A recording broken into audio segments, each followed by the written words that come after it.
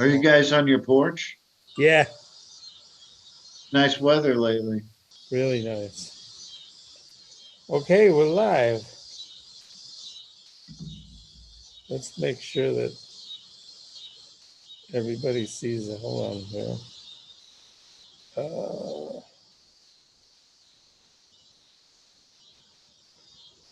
Let's see. Um, Hold on 1 second. Let me dial in where we are.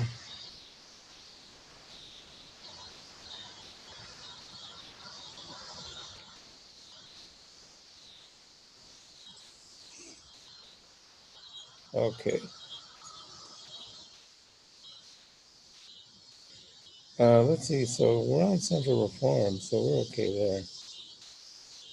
Okay. Yeah. Okay. So I'll explain the concept in a second. Okay. I'm going to get nice and close here so that I can hear you well and people can hear us well. And also you can see us because we're kind of in the dark here.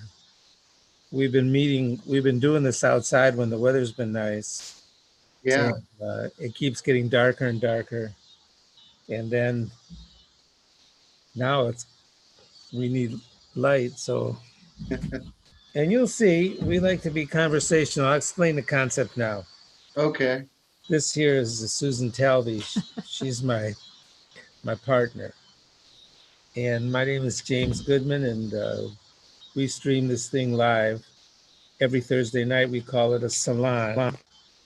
And Matthew, you'll know about this because you were with us when we started. We started doing this at the High Low, a really nice space in the city dedicated to literary arts. And then the virus hit, so we took a Kind break, of interrupted us. interrupted us, and who knew what to do? We didn't know what to do. Where were you, Matthew? You went out of town, didn't you? I was down in Carbondale in March just for a short visit, and then they wouldn't let me come home. I hear you, pal.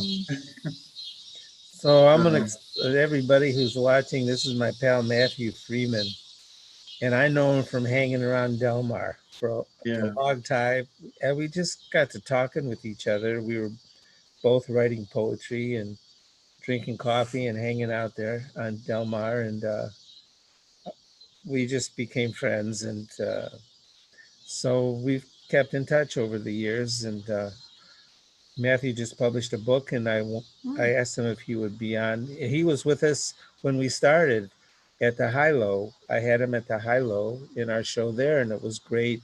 And everybody really liked Matthew's participation. So when he came back to town here, we grabbed him again once he got set up with his Wi-Fi and all that. So let me just Took a explain long time. real quick what the salon concept is for people who are watching. We never know who's watching because uh, sometimes people watch it now, sometimes they watch it later because it stays up for a while in a number of locations. So people can watch it for a while. When I hear from people, I'm surprised at how many people watch it. So the concept comes from some years ago. I was living in Jerusalem and I got invited to this wonderful man's house. He was a teacher at Hebrew University. His name was Dov Noy, Professor Noy. And he ran a salon on his apartment on Balfour Street in Jerusalem every Monday night. And the salon really was just a group of people who got together and they just talked about what they were into. And if you got an invitation to Dov Noy's salon, it was you were one of the more interesting people in the country at the time. And I met some really interesting people there. Not I was invited because I could do music and nobody else was doing music. So I would sing a song and he loved that. Professor Noy loved that. And when he used to come to the States, he used to do these lecture tours of the States. When he would come here, he would ask me to join him and he would give a lecture, and I'd open for give these academic lectures, and I would open with a song. And I thought it was kind of funny, but he loved it, and it actually worked quite well. So it was a beautiful kind of thing for me. And I know that the concept of the salon he took from his teacher, whose name was Stith Thompson, and he taught at Indiana University, and Dobnoy was his student. And Stith Thompson raised up many, many disciples all over the world, and so did Dobnoy.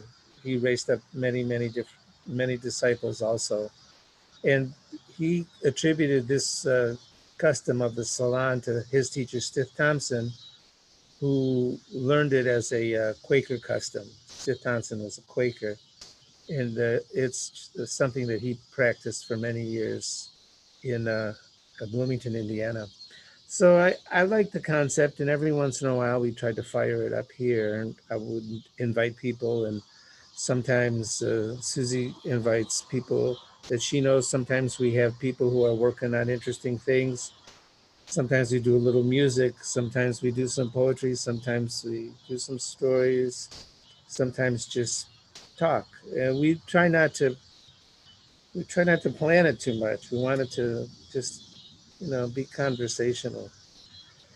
So I rarely ever get in the way. I try to allow the truth to rise. Mhm.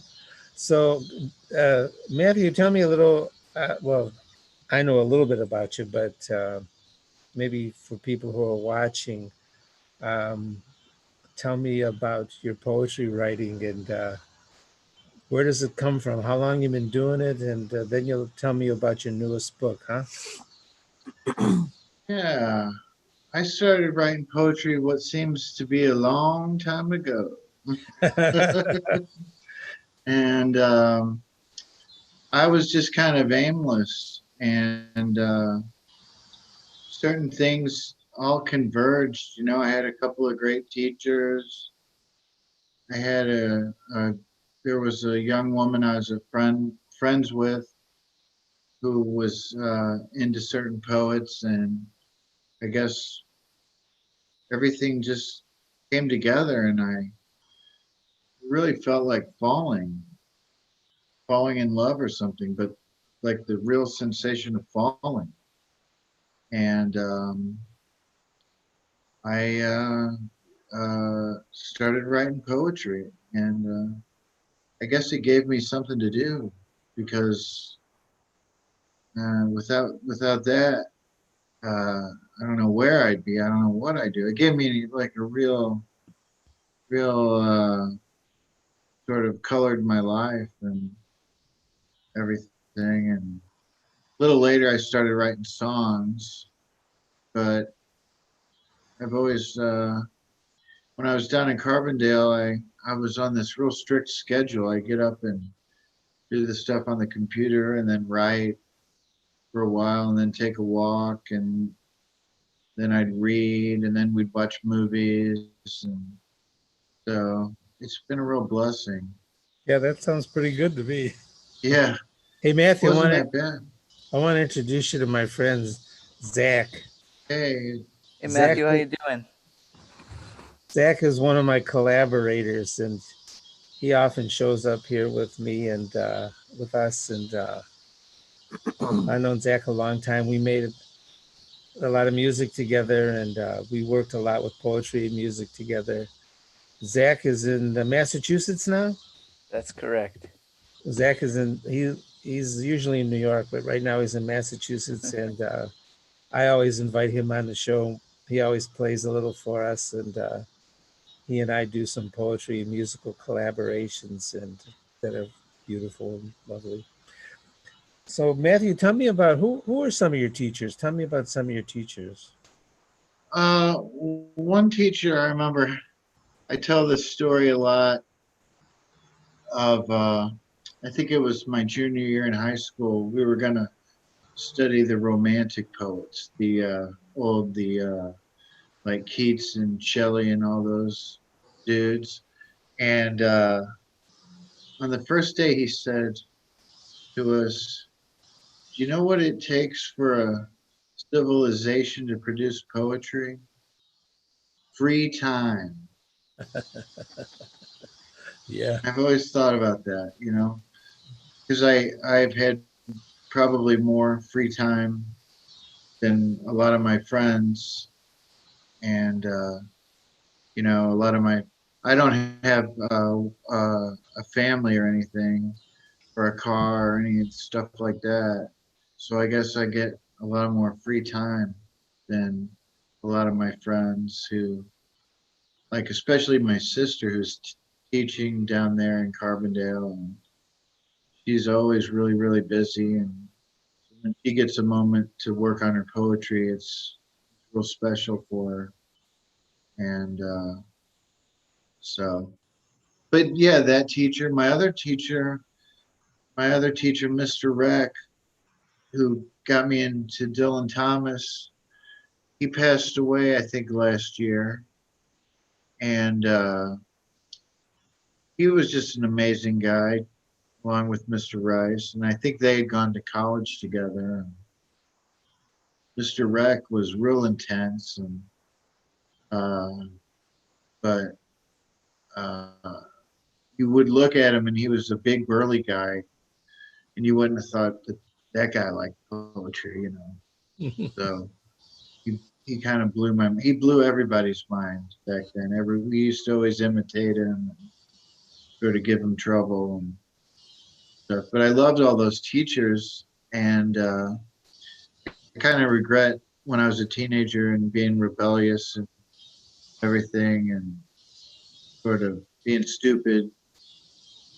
I hope they know on some level how much they meant to me, and you know how much they taught me. Always looking for teachers, even now. I hear you, Matthew. I feel the same way. And I um, I try to honor my teachers all the time when in my work, Yeah, and I mention them, and I try to mention what they taught me, especially. Pardon me. So, Matthew, tell me about your Bless latest you. book.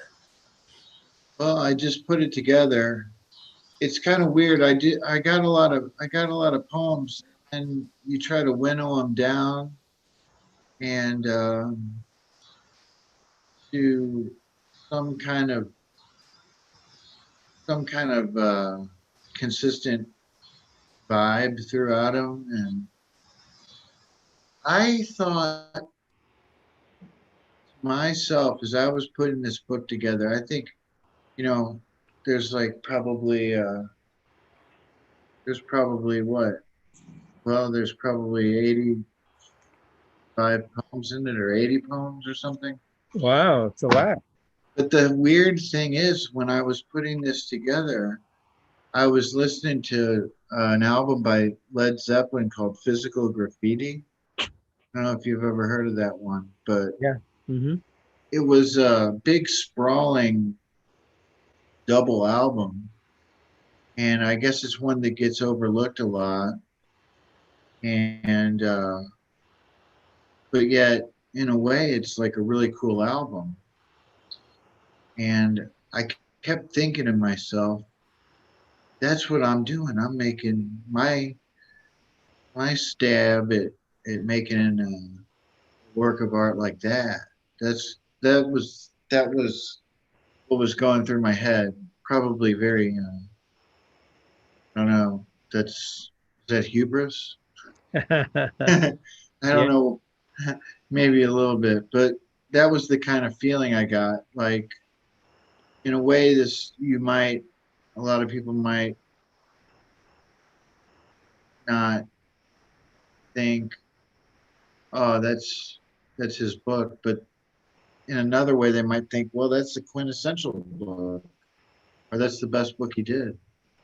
Well, I'll tell you another thing too is I went through these and I revised out some of the stinkers, because every book I've done, I got 3 or 4 stinkers, and so I think in this one there are fewer stinkers. Let me see the book. Here it's in Thomas Jackson Park. He's on Facebook. He's a musician and a painter. Did the cover. Beautiful. Oh man, I love it. Nice cover. And I'll tell you, there's a weird there's a weird number right there, 45, Yeah. which, I never even spoke to Thomas about it, but I realized I had written this book when I was 45 years old. Oh, So I don't know. I like it. The cover looks great. Yeah, isn't it neat? The red and the Yeah. yellow. Yeah, it's Nice. beautiful. The um I love the yellow. I like the red, but yellow's my favorite color. Zaki and I, our last major collaboration, we made a double album.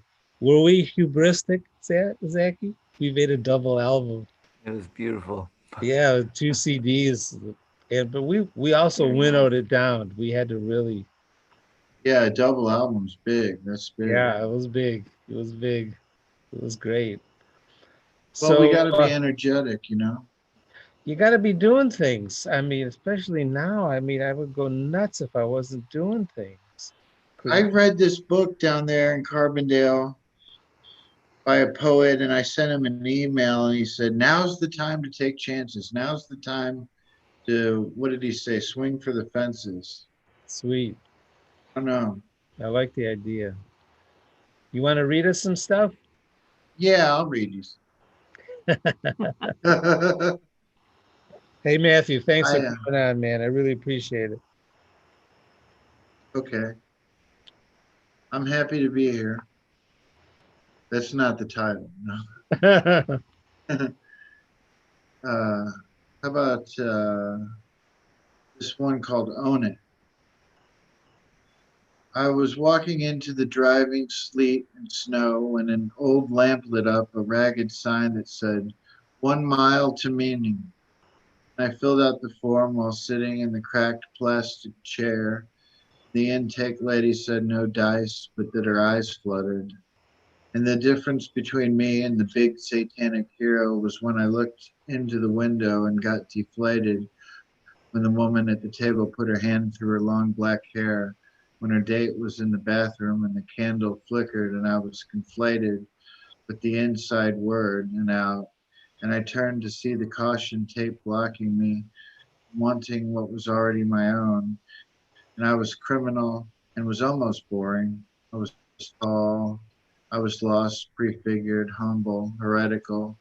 I had to walk away and say what I had to say to the hysterical song and storm. Great, Matthew. Great. Thank you. Read me another one. Yeah. I'm going to read you a poem about John Keats in a second. Oh, I want to hear it. I want to hear that. Okay. The first one in the book is called Ordinary Evening on Delmont. Everything's been put into order now, and I can let the senses expand and say that there's no difference between the street lamp and the moon. I've been found by someone who's always been a part of me. I'm immune to common sense, like an old radio that's between stations.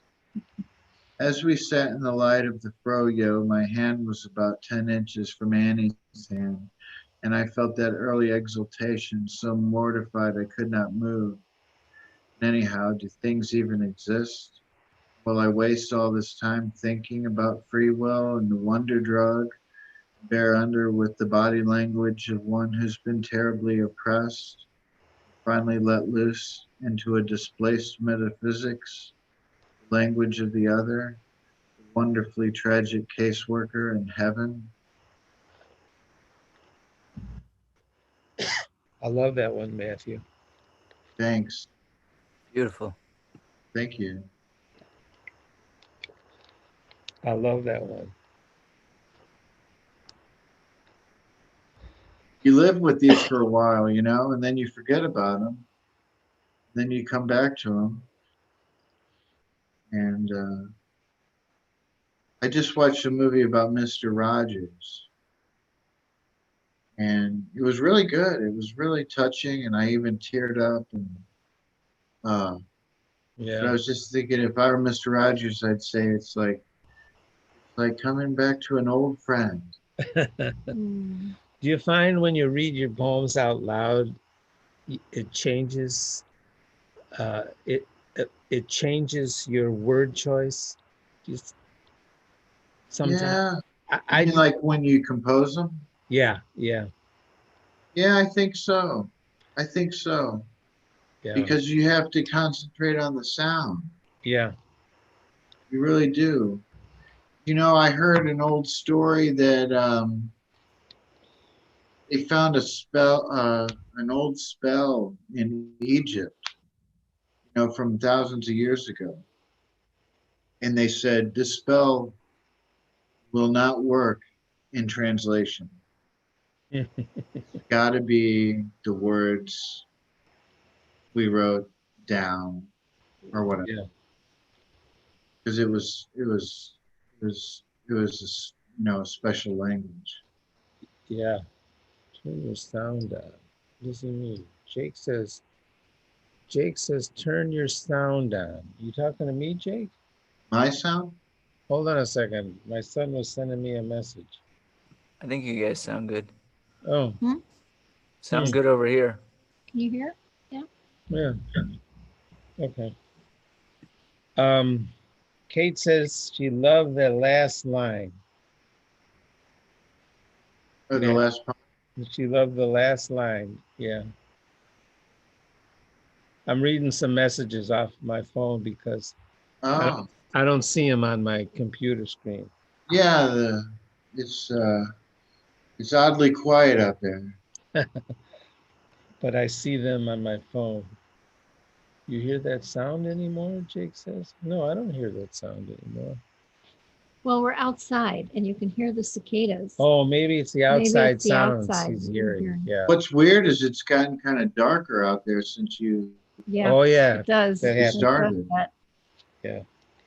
It's just so nice out tonight. I thought, What part of town is that?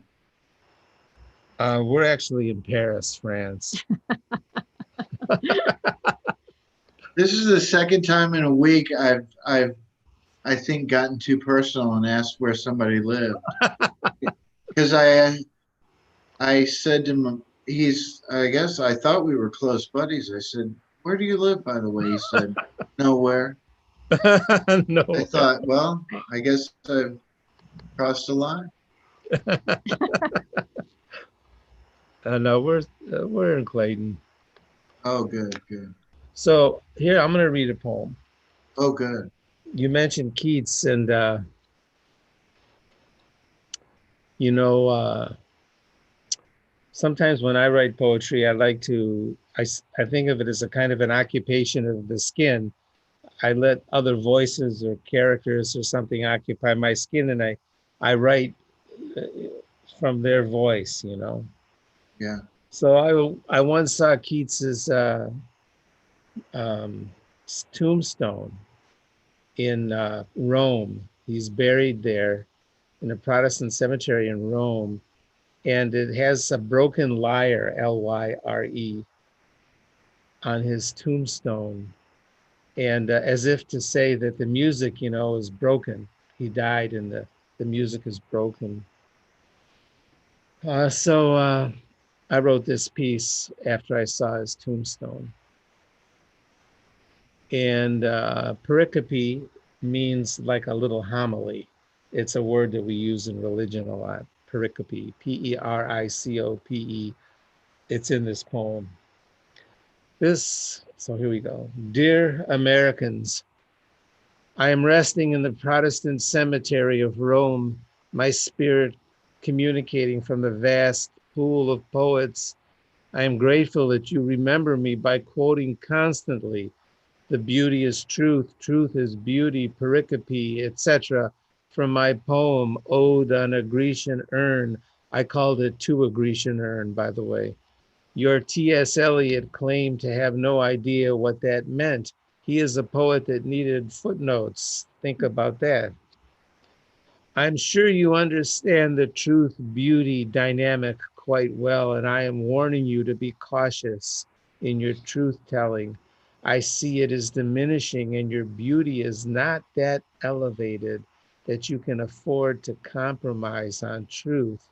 So I'm urging you to call out a lie as false on every occasion. Thus, the most dangerous sacrifice I see from my perch in the past, truth on the altar burnt to a crisp. Call a lie a lie. The strings of the lyre are broken because the music is almost lost to the instrument, if you know what I mean. Make the repairs.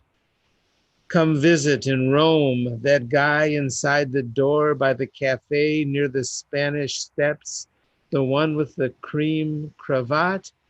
That's me, John Keats, poet. Ooh.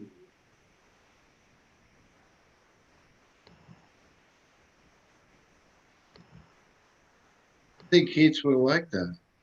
I think you would. You have to look at his tombstone sometime. Google it. It's really interesting looking. Yeah, yeah. Yeah. He Alyssa's been to that tombstone too. Yeah. he's my favorite of those people from back then. Yeah, they were really interesting, weren't they? Oh my God. Yeah. They were really something. Sort of like the 80s frat pack. Yeah. Matthew, bring out another one, will you? All right. The well, I do have one about Meshuggah Cafe. Sweet. That's where Matthew and I used to meet all the time. Yeah, in Julia. Julia, yeah. They just opened Meshuggah's like a week ago. Oh, really? Yeah. You have to sit outside and everything, but people are trying to do it. You been down there? Yeah, I went there I think the day before yesterday with my buddy. Sweet. Yeah. And their coffee is so good. It's just, you know, Meshuggah coffee. It's not like any other coffee. You know what sugar means, don't you? Doesn't it mean ardent? It means crazy. I Majnun. I had a friend here named Igor from the Ukraine, and he'd say, "Where are you going?" I said, "I'm going down to Meshuggah." And he'd laugh and laugh. He's like, "You know what that means, right? You know what that means, you know?" Yeah, It tickled him. I think I knew Igor too. Was he a DJ? Oh no, no, no. No. Okay. Igor was he was some type of investment guy. Oh, okay. Lay another poem on me, All Matthew. right, so this is called Emasculation at Meshuggah Cafe. Great. Uh, Somebody's idea of what poetry is all jacked up. As I was at the bus stop outside the cafe, I was looking at a woman who looked like an old classmate when suddenly some bodybuilder appeared to block my view and fill the window with threatening gestures. I have learned the structure of the spell. I've had to face the truth that most of my unconscious was determined by Paul McCartney. At an early age, I got hammered by the superego. By the So way, that's the superego. okay. So that's a fiction. Language is a fiction. Everybody's just a bunch of loose identifications. The mind in the sky was made up by the mind in the mud. One's forced to give everything up to a malediction that bruises the ego boundary. It's the hem of the garment all over again. And writing's not repression, but revealing what's repressed. So sometimes you talk like an idiot and stare at people at the bus stop. That's great, Matthew. I love the word malediction. Yeah, yeah. You know, there was a guy some years ago. You'll love this. There was this guy. I believe he lived in Wisconsin, and he wrote a journal. He kept a journal for many years called Maledicta, plural. Oh, really? Yeah, and it was dedicated to dirty language, in profane language across, all over the world. He was an expert in profane language, and he was an academic, and they kicked him out because all he wrote about was profane language. And he became rabidly anti-academic, and he kept publishing this journal about nasty language called Maledicta. And I got the journal. The journal was great. It was a wonderful journal, and he published it for a lot of years. He and That's neat. I think his I almost can remember his name. I think I can remember his name, but I don't want to say it because I don't want to get it wrong. And I wrote to him a few times, and we started a correspondence because he told me, he said there's several languages in the world that have the most colorful curses. One of Yeah, yeah. one of them is Yiddish, which I knew, and another one he said was Hungarian. He loved Hungarian, and he loved Yiddish because of the had colorful curse languages, and that's what he was devoted to, curse language. Yeah, I've heard just a few examples of that type of thing, but they're always interesting. But somebody's got to do that. Somebody out there has to cover that. Yeah, yeah. We You want got to that read covered. another one? Yeah, okay. Matthew, are a lot of your poets, a lot of your poetry, is a lot of your poetry like narrative poetry? Yeah, because I think that that's missing. I mean, it just keeps things a little more. I wrote my little my cousin's daughter, so my second cousin wrote me a nice letter, and she said, "Are you writing any poems or stories?" And I wrote back, "I'm writing poems, but I'm trying to put stories into them Yeah, because it keeps them interesting." yeah, yeah. I get it. That's So yeah, sweet. it's just a long time ago, people used to read poetry and they thought that novels are low class things. He or she's reading a novel, because they used to get. One of the things I also did when I was down there in Carbondale is I read a bunch of those long poems by Byron, like Childe Harold's Pilgrimage, and Yeah, because that's the stuff that was popular, and then we fell away from that. So yeah. Yeah, I went through a period where I wrote a lot of long narrative, like epic kind of poems, yeah, yeah, and I would interview people and I would tell their story in poetry. And then I would perform, I don't know, call it perform it, but I would declaim it at events, honoring them. And you know what? It was really transporting. It worked really well. yeah. I think it does. Yeah, Yeah. So people like poetry and they like stories. Why not? yeah. You know. So read me another, and then I'm gonna turn to my pal Zachy here, and we're gonna do some music. Well, I'll finish it off with one that has meter and rhyme. Sweet. It's a little saucy. Perfect. It's called "What Went Wrong." They sweat me boldly in the Breadco line where I'm alert to twitchings. Now it doesn't matter if I'm sane or not, subject to witchings. I saw myself inside the empty glass when bordered by the fetching. Let nuncios and sailors as I pass say that I've done with leching. The end. That's good, Matthew. Matthew, thanks for coming on the Salon. Show us the book again, please. Oh, okay. You Put can it get up. this if you send me an email or Facebook me, I'll mail you a copy. Or you could get it at Subterranean or Amazon, places like that. Okay, But and I'd love to mail you a copy. sweet. It's Matthew Freeman, Freeman. What's the name of the book? The name of the book is Ideas of Reference at Jesuit Hall. Ideas of Reference at Jesuit Hall. Thanks, Matthew, for coming on. Appreciate it very much. Thank you Thanks for the so poems, much. Matthew. Thanks for having me. I See really ya. appreciate it. We'll see you soon. Okay, Matthew. Bye-bye. I'm sorry about the doggies. Hey, Zachy. Hey guys, Hi, Zach. Play us something. What are you working on?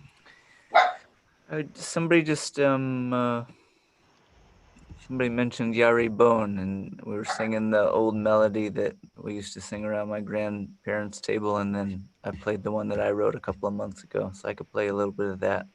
Sweet.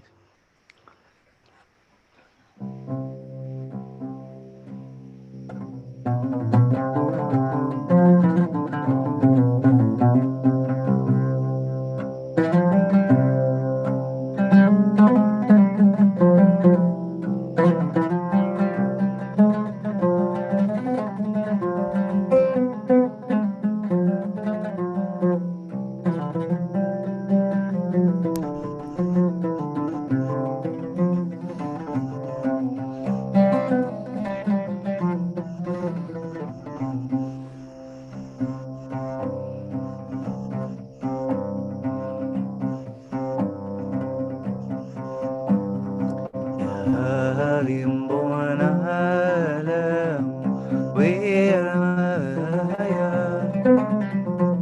Antum al Melech Malchaya. Yarim Bon Alam, Wirmaya,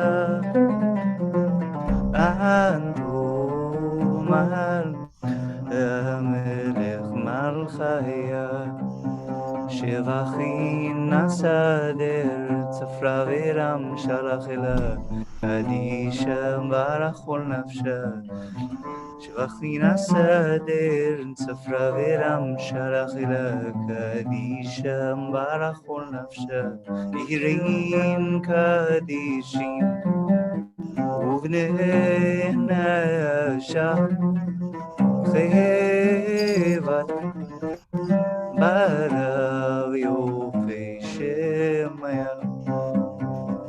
יהרים בון האדם וילמיה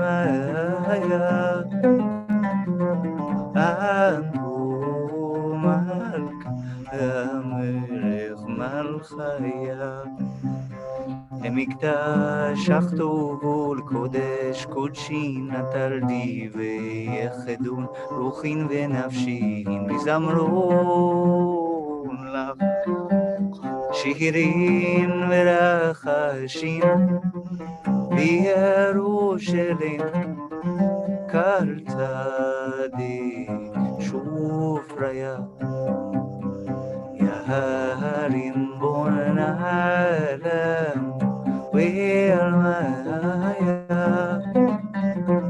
أنتم الكافخ مالخيا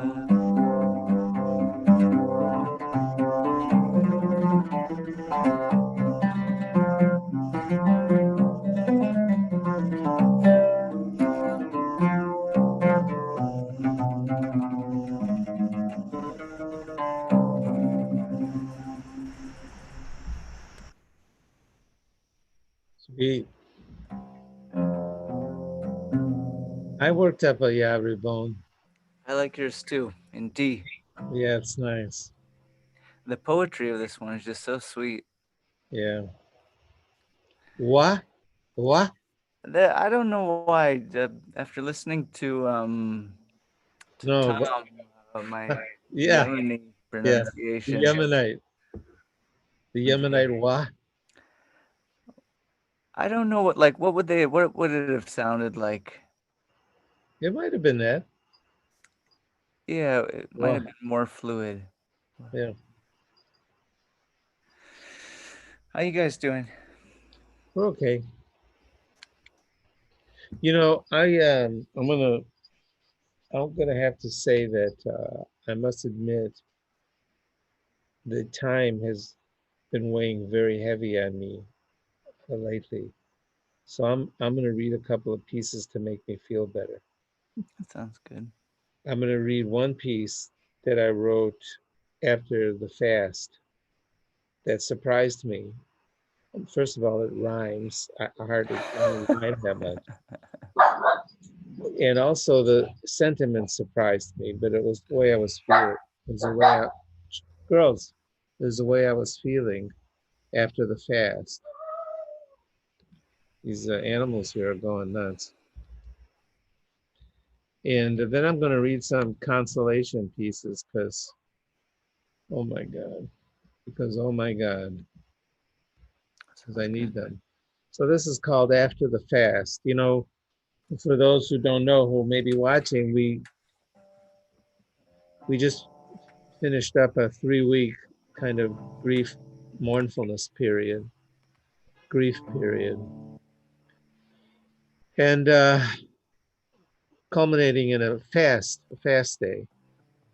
And then when the fast day is over, we enter a period of comfort, of consolation, we call it, 7 weeks, consolation. But after the fast, I wrote this. Yeah, go ahead, Zachy, accompany me.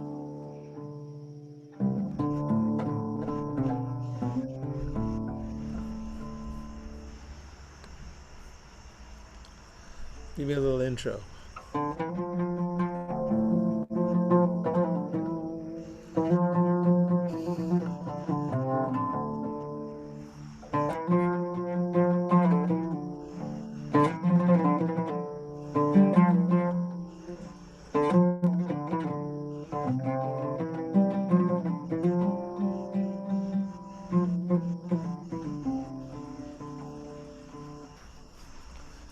After the fast, next morning, you leaned sad, gone into more grief, no border, longer distance to fall, and God lower. Within and without, you could not speak after the full day fast. And this thing you call grief, a presence that lasts. Alive to God or nature, throwing you over, it's working you. Get up slower.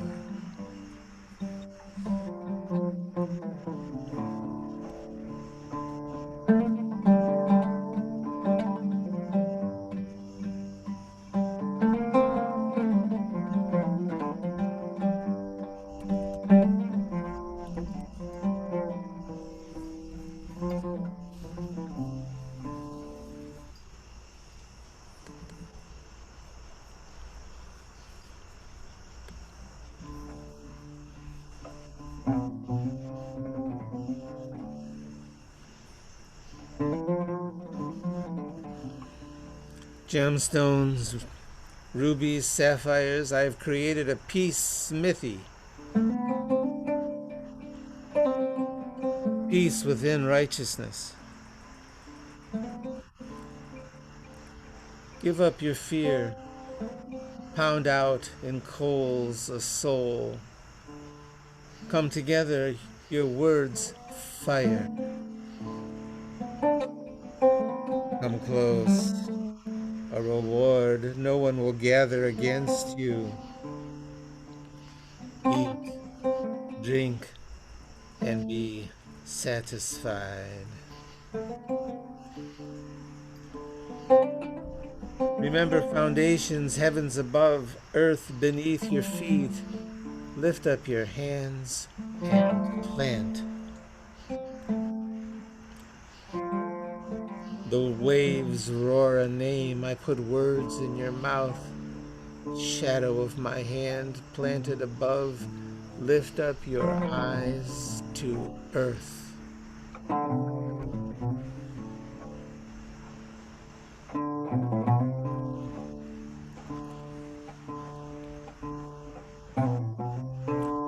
Sing out of your narrows.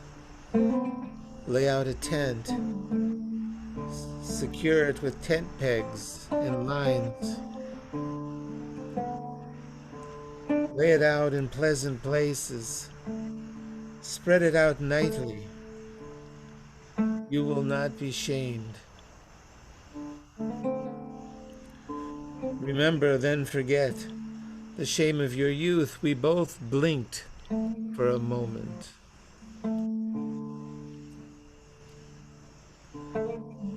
The waters of Noah have passed.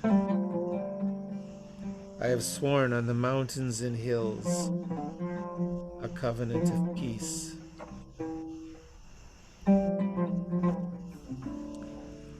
Your light has arrived. You shall shine even in darkness. And God's way will be seen by your light.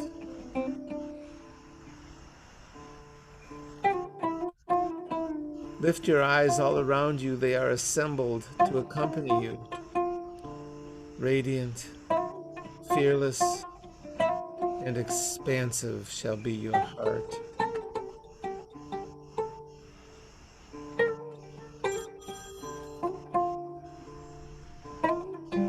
Now you inherit true abundance of life.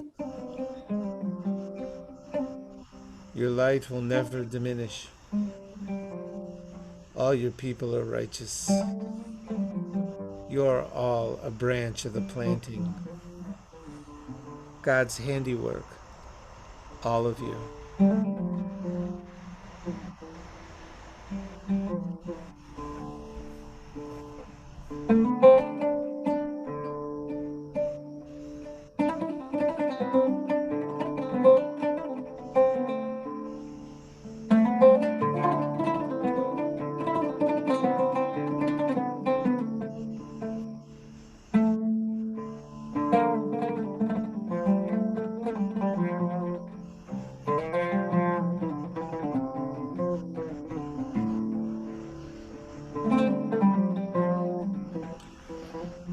I am like a bridegroom.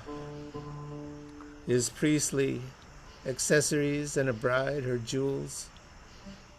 Like the garden, like the earth, God brings forth justice and praises.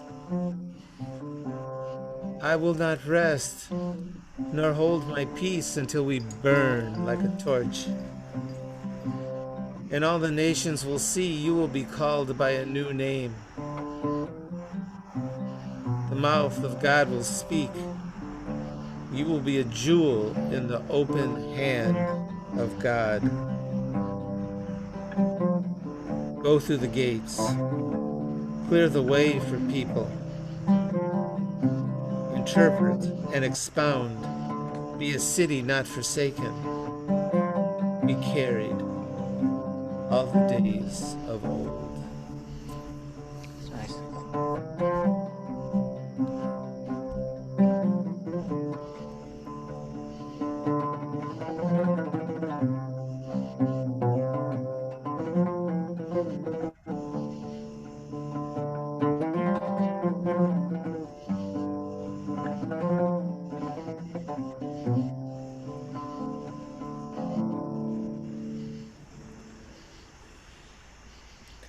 Zachy, is it nice there where you are? Yeah, I got a lot of worries on my mind, but it's stunning outside. It's quiet.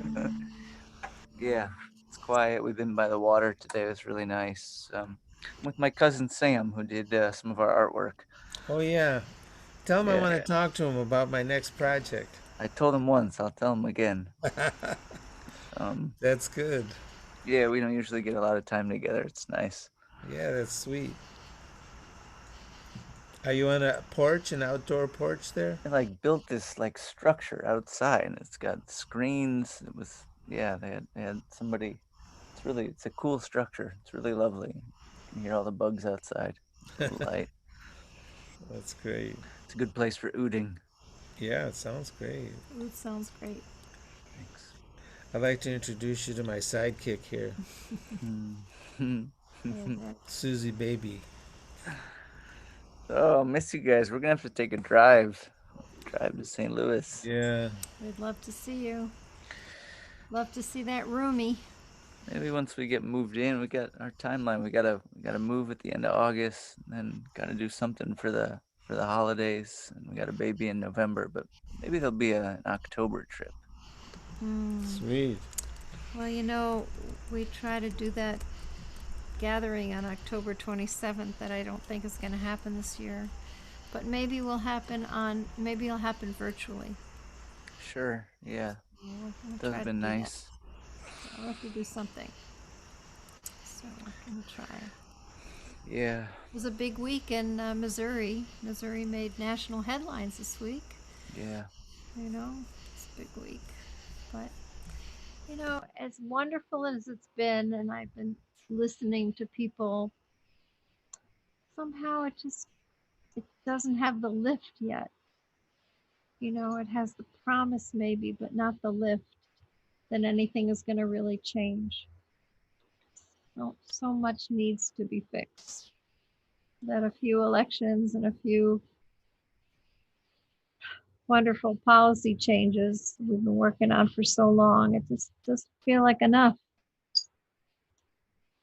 Waiting for the lift.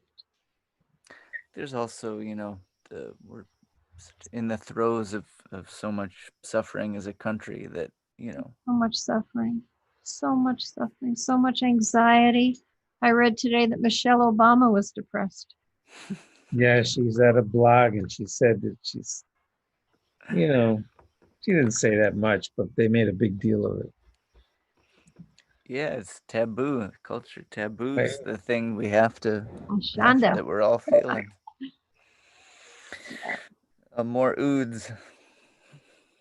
More oud, more poetry. Lebanon's horrible. Oh, terrible, terrible. And how do you help?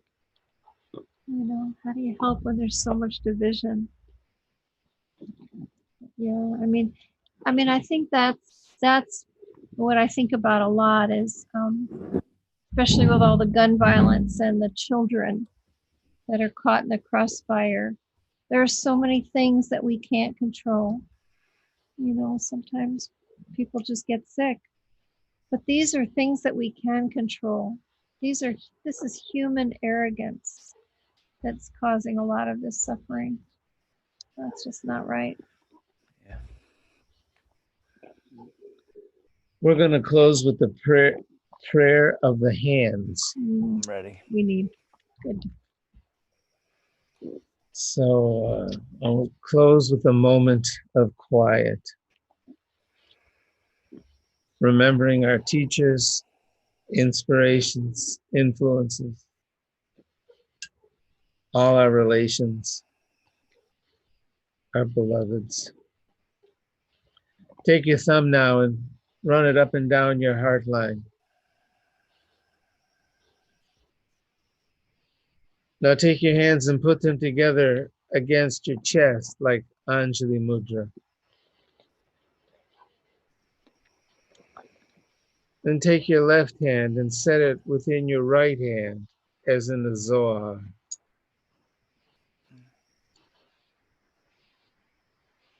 Pull it to your chest. Bring your physical and spiritual union to your heart line. Spend a time in gratitude for all that you have received, given, received.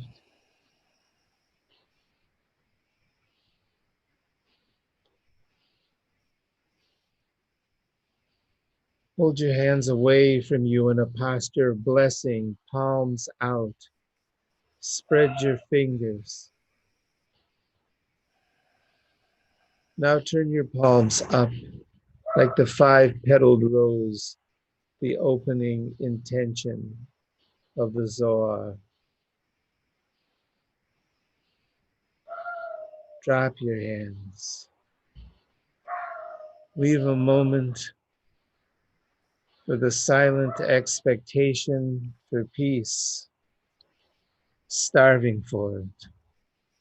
Real peace, true peace, peace of the near and peace of the far. The upper worlds and lower worlds will find each other. Take a deep breath and say, Amen.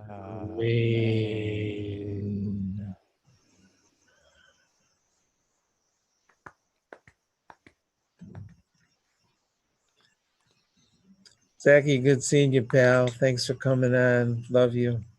Ditto. Thanks for showing up and have Big a show. wonderful Poetry time. was great. Matthew was wonderful. It was nice. Yeah, Yes. he's something. We love Matthew. That's great.